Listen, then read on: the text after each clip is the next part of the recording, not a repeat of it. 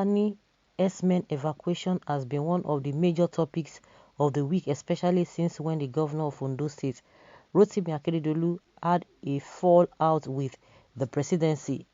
Akeredolu requested for the evacuation of the Fulani Herdsmen in the forest and was countered by Gabashi, who was representing the presidency. This has gotten the attention of the Nigerian activist Reno Mokre, who has given the governor some words of encouragement. Reno Mokre made a statement saying that if Elrufai, the governor of Kaduna State, can demolish hotels, then Governor Akeredolu should have all rights to evict unregistered herdsmen from the forest in his vicinity. After Reno Mokre's words of strength to Rotimi Akeredolu, Nigerians are beginning to react. Definitely Nigerians will react, no matter what, whether good or bad, they will react. Everybody has an opinion, and people are even talking about not even only Elrufai demolishing hotel. Of course, people have been making references to what happened in Kano State, the issue of alcohol. The state said, according to their constitution, that sales and consumption of alcohol is not allowed, and people just accepted it, and they destroyed a lot of things. Not only hotel was destroyed in Kaduna, in Kano, in Kaduna, so to speak. Also, the goods of all these alcoholic drinks and whatever, they were destroyed because the state said they don't want that. So I think on that note, that is why Reno Mokre is giving Akeredolu that kind of encouragement, so that if Elrufai could do that, if Ganduje could do that, nothing happened. The heaven did not fall, so heaven will not fall. You know, that is the hypocrisy from the presidency. They are always playing into the hands of the people and always buttressing what people have been talking about. They always say things that will still make people to say, yes, we said it. People are in their state, various states, they are doing their own thing. When the issue of alcohol in Kano State happened, he didn't say anything. When Elrufai demolished, he didn't say anything. People were just saying their own, and the government of those states, they did what they wanted to do. People could be talking, but not the presidency. But as soon as you just mention of a Fulani Herdsmen, and this is not the first time, they will just come, a whole federal government. Honestly, they just fold their hands, and they are always proving to people of what they've always been accused of. Well, someone is calling a Reno Mokre a mad person. Hey, Isba doesn't carry guns, for your information. Is there any sense your tone of reply not to talk of your choice of words apply for common sense? I will foot the bill. I wonder why the presidency is fighting for herdsmen. Are they more important than other citizens? This special treatment herdsmen get is something else. 2023 it will end na artificial treatment. True, 100%. And if Mr. Katie Akeredolu reverse his order, that explains a lot already. Yes, our leader needs to decide on the best way to good development in their state. What is good for the goose is also good for the gander. May the wisdom continue to grow. May the wisdom of a continue to grow. You know, there's not until when anybody tells Akeredolu what to do before he will do what he has to do. We are talking about security in the first place. I think it's the same federal government that was talking about when you talk about human rights. The way there's any form of insecurity that supersede or overrides any form of a human right, because they cannot fold their hands and begin to say, because somebody is trying to talk about a human right.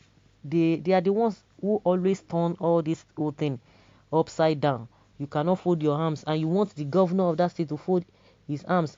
Of course, everybody knows what is happening. If not that these people, they know what they are doing. What are you doing in the forest? Leave the forest and go and do the right thing.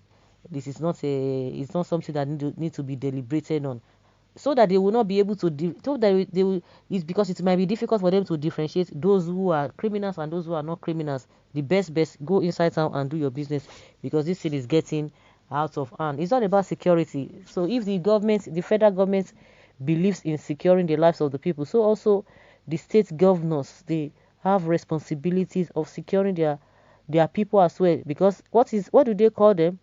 They call them chief security officers of their state, so they know the best way to govern. Just like a National Assembly president, what's okay, a Senate president, Gaba, Ahmad Lawal, who says that whatever the president says is for the good of the people.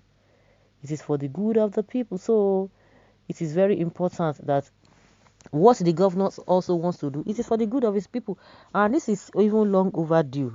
You can't just believe it. It's long overdue. Now that he's not saying a lot of lives have been lost and he's not coming out to make the decision. But we are still watching all of them.